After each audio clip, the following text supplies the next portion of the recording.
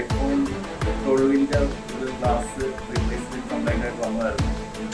അപ്പോൾ അവർ നന്നായിട്ട് ഗ്ലാസ് നമുക്ക് മാറ്റി തന്നു, അത് ഡിസ്പ്ലേ നിർത്തി തന്നു. അപ്പോൾ I am fully satisfied with their service.